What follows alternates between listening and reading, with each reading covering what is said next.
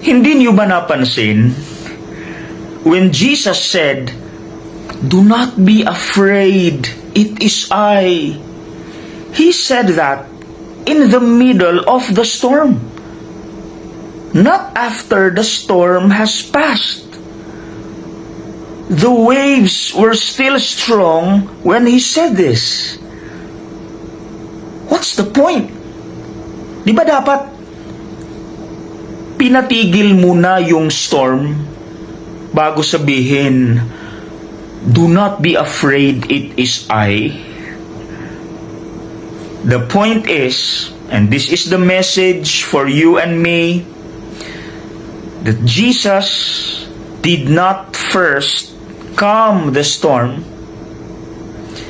He first calms the heart. That's the point. The problems in life are always there, whether you like it or not. Problems will always be there.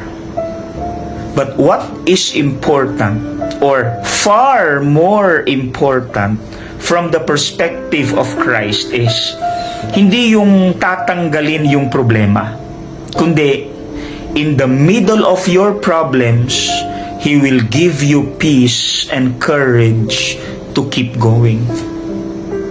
Yan ang punto. One time, I was a newly ordained priest 13 years ago. Someone called me up and requested for a viaticum. Pagdating ko sa bahay, andun, stage 4 cancer patient. She was dying, pero nakapagsasalita pa. And after confession, after the anointing of the sick, nag-snacks ako, tas we talk. And she said, "Father, nung nalaman ko na may cancer ako, first stage pa lang, I begged the Lord to calm the storm, to remove my cancer.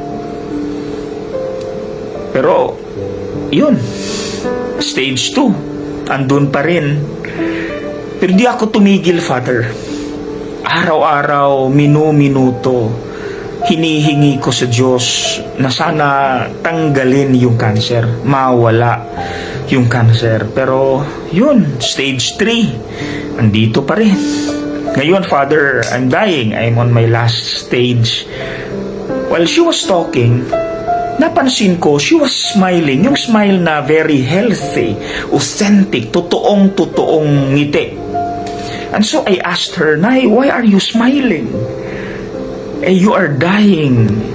And she said, "Because I realized, Father, na may binigay ang Diyos na mas kailangan ko kesa sa physical healing na hinihingi ko. Nakita niya mas importante at mas kailangan ko. And do you know ano yun, Father? He gave me deep faith. Yun ang binigay niya.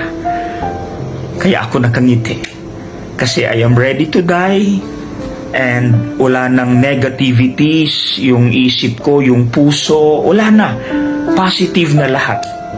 In the middle of the storm, God gives me peace and courage to carry my cross.